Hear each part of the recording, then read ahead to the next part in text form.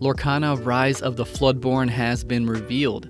A ton of info was revealed earlier this morning about Lorcana's upcoming Set 2. We have images of booster packs, starter decks, troves, card sleeves, and more. But we also have 13 shiny new cards revealed that we need to go over. I'm a little late to the party, but let's dive in and take a look. I'm sure there's a lot of ideas and synergy I'll overlook, but here are my initial thoughts about all 13 cards after seeing them for the first time. First up is Mickey Mouse Friendly Face, an Amber character, 6 ink cost inkable, 1/6 stats with 3 lore pips. He has Storyborn and Hero for his traits, and his ability is Glad You're Here. Whenever this character quests, you pay 3 ink less for the next character you play on this turn. He reminds me a bit of the Amber Moana, who has the same stats and lore for a similar cost, and both have an ability that happens upon questing. His ability adds a bit more of a soft ramp style into Amber in terms of paying less for their characters. We've seen this a bit with Just in Time and Lantern, but at 6 ink, you're already going to have 7 by the time he quests. So instead of using this early to speed up your curve, this will likely be used later in the game on big characters. Imagine a quirky, lore-aggressive Mickey Mouse deck where on turn 5 you play this card with Lantern, and then on turn 6 you quest and spend 3 less for a brave little tailor to come out. Kind of interesting. I'm not sure what else to say about this Mickey Mouse card. I think if he was a 5-cost card similar to the Moana, and could be a target for Just in Time himself, it would be very strong. And so I think placing him at a 6 ink cost was definitely an intentional choice to keep him a bit balanced. Next we have the Queen Commanding Presence. She's an Amber character, 5 ink cost, inkable, 4/3 stats with 2 lore pips. She has Villain and Queen traits, and is a Floodborn that can shift in for 2. And her ability says, "Who is the fairest?" Whenever this character quests, chosen opposing character gets -4 strength this turn, and chosen character gains +4 strength this turn. This is another example of an ability that happens whenever this character quests. We've seen this in other colors like Hans in Steel, Jasper in Emerald, Yzma in Amethyst, and a few Sapphire cards, but perhaps this is becoming a more common trope of Amber, which kind of makes sense because it can be naturally paired with the Bodyguard and Musketeer combos we find in Amber. Now this ability is a bit interesting. When I first read it, I thought both of the strength adjustments were referring to an opposing character. So for example, you could swap the strength of an opposing Goofy and an opposing Gaston. And I suppose that could be good because you could force the Gaston to attack in for 0 strength, and then giving the evasive Goofy +4 strength would also potentially force him to attack in to take out the threat that Gaston was going to attack. And although that feels bad, Gaston was going to take your character out anyways, and now you've potentially traded with the Goofy that was previously evasive. So already I thought that it was an okay ability, but upon reading it again, it seems like the -4 strength must be on chosen opposing character, but there's no such distinction for the +4. And so it seems like this is going to be used on your own character, which sounds really strong. And with her stat line plus 2 lore pips, and her ability to shift in, it seems like she could be a really good card. And speaking of her ability to shift in, we might see a 3 ink Amber version of the Queen, or maybe even a 2 ink version. I think she's a good choice for a mid-range style deck, and actually she could be a fantastic choice for a villains deck, because Hades really does need more Amber villains to work with, and this means we have at least one more here, and likely another if we end up with a smaller target for the shift. Very cool stuff. I think it's likely this card will see some play in Set 2. Next we have Zero to Hero. This is an Amber action and song, 2 ink cost uninkable. And it says, count the number of characters you have in play. You pay that amount of ink less for the next character you play this turn. So my first thoughts about this, it's another combo-y Amber tool that can be crazy good, but can also be shut down pretty hard by Steel, because it encourages a small character wide board style that we see with Rockstar Stitch and other cards. And Steel just kinda eats those types of combos for breakfast with its damage spread. Now it is a song in Amber, which is something we have to keep an eye on with so many aerial song decks running around. But since it is uninkable, I don't think it's going to be an auto include into Steel Song midrange, for example. but I could see it used as an improvement to the aggressive song lists. So imagine a scenario on turn 4 where you spend 1 ink to place down your 4th character, and then you use a previously played 2-cost character to sing this song, and now your 7 ink Surfer Stitch can be played for your remaining 3 ink. That's pretty nutty. And even though it takes, 2 cards to pull off, Surfer Stitch immediately replaces those. So it's quite the powerful combo. And so I think this card is maybe comparable to Just in Time, with a higher potential that requires much more setup to achieve. And I think that I'm personally not a huge fan of this type of card or this type of play style that requires sort of all of the stars to align just right. But that certainly doesn't mean it won't pop off. I think it could be great, and I will definitely be messing around myself with this card to see what it can do. Next we have Elsa, Gloves Off. She's an Amethyst character, 4 ink cost inkable, 3/4 stats with 1 lore pip, and her traits are Storyborn, Hero, Queen, and Sorcerer. And she's got Challenger +3, so she challenges like a 6/4. And man, I think this is such an odd card to have in the set, just because we already have a 4-cost Storyborn Amethyst Elsa with similar stats, and they're even both commons, and so they really have a ton of similarities. But I do think this card is way better, right? Because being able to hit for 6 is really good. I mean, just think about Maui. I know his rush is a major part of his prevalence, but the 6 strength is a major factor due to his ability to take out a ton of late game characters. And if you think about it, I guess if you had Pocket Watch on the field already, this card actually does become essentially another Maui. What interests me most is that I think this card might be leading us towards a viable Anna and Elsa deck. In Amethyst alone, we now have 16 Elsa cards, with another 4 if you add in the Ruby Elsa. But even beyond a special Anna Elsa deck, I think we could see 1 or 2 copies of this Elsa splashed into Amethyst Ruby control or Amethyst Steel control. I already think that running 4 copies of the 3-cost Elsa is great for setting up a shift, and this card actually combos well with that Elsa's ability while providing a 5th or 6th shift target for Spirit of Winter. Next we have another 4-cost Amethyst Sorcerer, Merlin Shapeshifter. He's an Amethyst character, 4-cost ink, inkable, 1/5 stats with 1 lore pip, and his traits are Storyborn, Mentor, and Sorcerer. And his ability reads, Battle of Wits. Whenever one of your other characters is returned to your hand from play, this character gains +1 lore this turn. And yeah, this seems like a natural pairing for either Mickey Wayward Sorcerer or Facilier Provocateur. Merlin here can for sure add a bit more power to a Dr. Rockstar Miracle style deck if you want to go in with a full combo. But I could also see there being another unrevealed card that works with him. Imagine something like Marshmallow but a bit cheaper. I suppose Marshmallow himself could actually see some play combined with Merlin, but I still think that could be unlikely. He still feels so bad as an uninkable card. But I'm definitely keeping an eye on Merlin though. I think some new combos could surface, and I actually really like his 1/5 stat line since he wants to stick around a few turns. It feels strong but not overpowered. Next we have a 3rd Amethyst Sorcerer revealed, Winnie the Pooh Honey Wizard. And before I even mention stats or anything, this card rocks. I mean, look at that artwork. And it's a common card, so I will be finding a foil version, hopefully quickly, and maybe I'll get it graded because I think this artwork is really cool. He's an Amethyst character, 5 ink cost, inkable, 5/5 stats with 2 lore pips, and his traits are Dreamborn, Hero, and Sorcerer. He seems like a decent card for his stat line.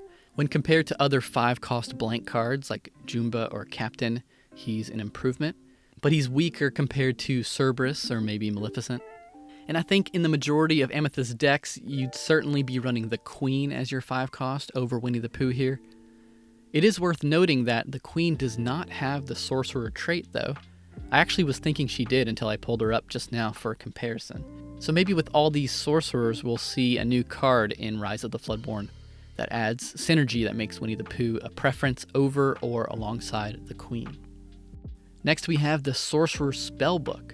This is an Amethyst item, 3 ink cost, uninkable, and it says Knowledge. Exert this card and pay 1 ink to gain 1 lore.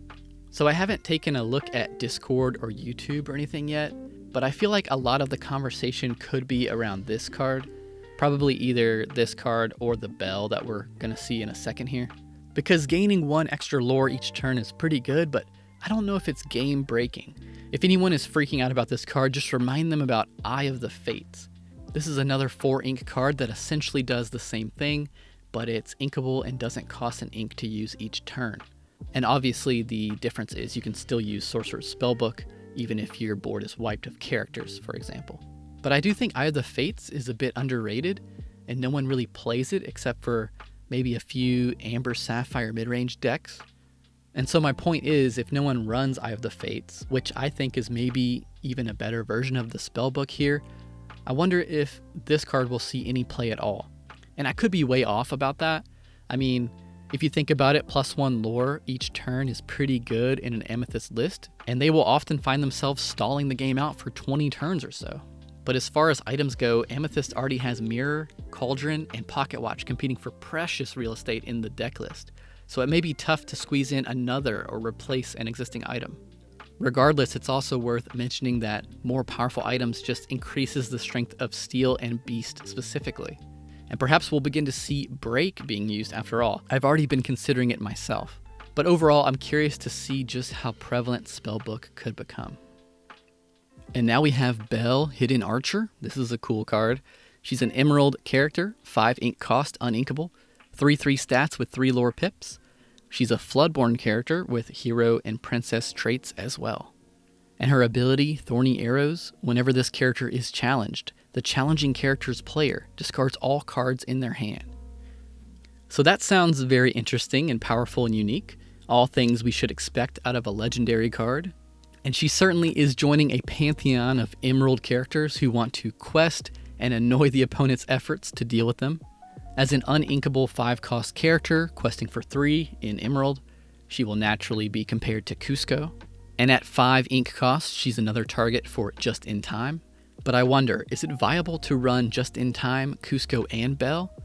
That's a lot of uninkable cards that you kind of want in your opening hand, but also definitely don't want all of them in your opening hand. And that's potentially 12 uninkable cards right there, a bit scary to play around. Now she is a Floodborn, which means we may not need Just in Time to get her out early. She could shift in on turn 3 by herself if we get a 2-cost Belle, and currently she could come in on turn 4 on top of Inventor Belle. I suppose we aren't necessarily guaranteed a new, smaller Belle. But it is worth mentioning this is our first Emerald Princess, so perhaps we'll see a princess-focused Lemon Lime deck, with Moana and Belle threatening their 3 lore quests. But despite all of that, the real question is, how good is her ability? I assume she's going to be simply the target of every form of removal, right? She might even increase the value of running cards that inflict Reckless on the opponents if she becomes too popular. That way you can potentially force her to banish herself and not proc her ability. But I think overall my cautious prediction is that Cusco is still a better card. I don't think Belle is nearly as good as she sounds, but depending on other cards and when she can shift in, she might become the more threatening aggro card. Let me know what you guys think about the Hidden Archer Belle. Also, imagine this card as a full art enchanted card. I wonder if they will even do that with Belle, since we already have a set 1 Belle enchanted card. I guess we'll have to wait and see. Next we have Raya, Warrior of Kumandra. She's a Ruby character, 4 ink cost inkable, 5/3 stats with 1 lore pip, and her traits are Storyborn, Hero, and Princess. This is another strength-focused Ruby card here. In fact, we've already had this exact card other than the traits with Scar, Fire Usurper. So the choice here, I guess, is all about the traits. Raya joins Moana, Mulan, and Rapunzel as Ruby Princess cards, and we haven't seen too much out of any of those cards up until now. And when you do compare her to Scar, he's seen next to 0 action despite his villain trait. I think it's mostly because villains haven't had a great deck yet, and I think Raya will be similarly unplayed unless we see a strong princess list that incorporates Ruby. But another issue with Scar and now Raya is that 3 willpower in Lorcana is a bit weak. There's a lot of cards that can easily hit that mark, such as Hook, Fill, Rafiki, and Smash, not to mention many other easy combos that add up to 3.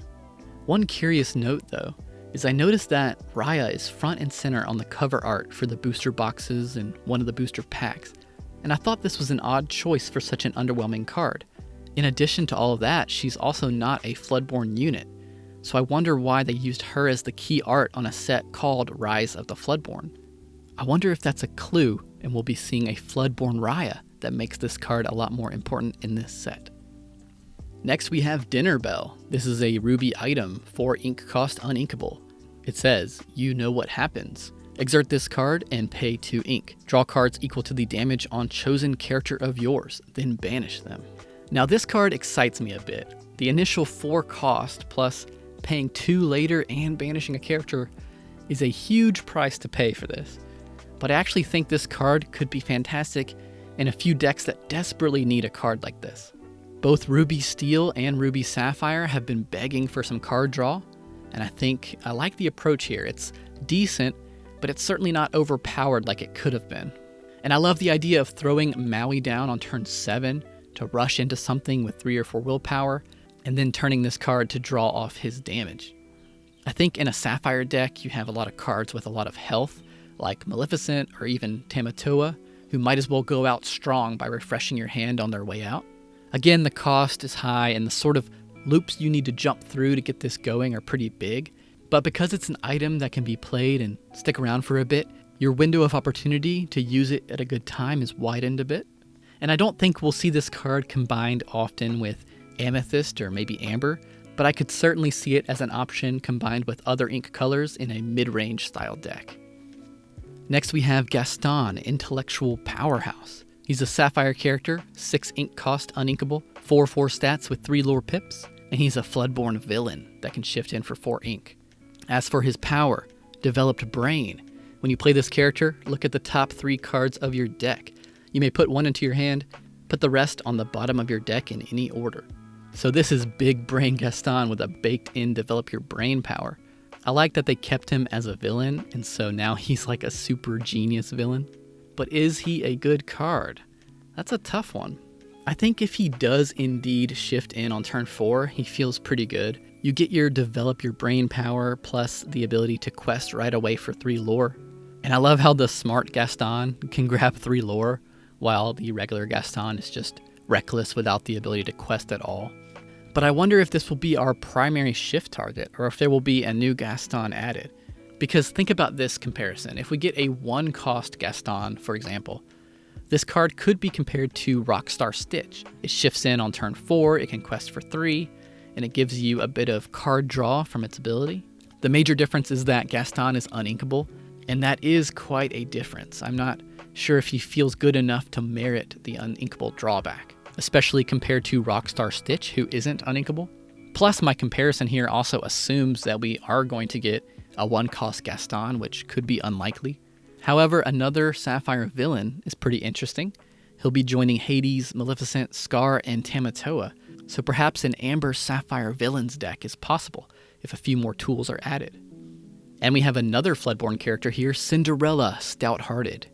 This card looks awesome. She's a steel character, 7 ink cost, inkable, 5/5 stats with 3 lore pips. Her traits are Floodborn, Hero, Princess, and Knight, which is a new one. She also gets a new keyword with Resist +2, reducing damage taken in a challenge. We've seen this mechanic in other card games, and I think it's a welcome addition in Lorcana. She has an ability as well that reads, the Singing Sword. Whenever you play a song, this character may challenge ready characters this turn. And that's yet another new sort of mechanic here. It's similar to how Elsa can exert a character for others to challenge, but it's all built into 1 character here as long as a song was sung. And since she's steel, the natural combo here is a grab your swords into a Cindy attack. She can even hit a freshly played card from the previous round. There's some tension here though, because Cinderella also wants to quest for 3. And you combine all those considerations with the fact that she can shift in with 5 ink, perhaps on a yet-to-be-revealed smaller steel Cinderella. It's hard not to compare her to Tinkerbell, not because they do similar things, but because they both have a complete arsenal of options they can do on their own, making them both very powerful Floodborn units you can build a steel deck around. Out of all the cards I've seen today, I think this could be the most powerful one. Her cost is a bit high and her stats a bit low, but she's inkable and her stats are boosted a bit by her resist ability. And that means she's strong against challenges, but susceptible to action removal, which I think is a smart way to balance a card like this. I like it a lot, and I can almost guarantee you we will be seeing an enchanted version of this card, which is extremely hype. And finally, for our last card of the day, we have another Steel Princess. This is Tiana, Celebrating Princess. She's a Steel character, 4 ink cost, uninkable, 1/5 stats with 2 lore pips, and she has the Dreamborn trait, as well as Hero and Princess. She joins Cinderella here with a resist +2 keyword, and her ability is, what you give is what you get. While this character is exerted and you have no cards in your hand, opponents can't play actions. This is an odd one, I think. Her 1/4 stat line plus the +2 resist makes her feel like other princesses like Moana, Rapunzel, or Cinderella. But the uninkable cost really drags the card down for me. And of course, the ability feels very specialized. I could see this in a deck with maybe Beast Mirror, where your hand can be empty if needed for the Tiana to kick in, or you could use Beast Mirror to draw if that's a better option. But even just walking through that in my head, it doesn't sound great. And also, even if that was a really good tactic, you could find yourself up against a deck that doesn't even care about playing actions. Something like Lemon Lime Aggro or Emerald Ruby Evasive, they only run 1, maybe 2 actions in their decks, and they wouldn't feel any pressure from Tiana at all. So yeah, maybe I'm overlooking an obvious synergy here, but as a first reaction, I don't think this card is great.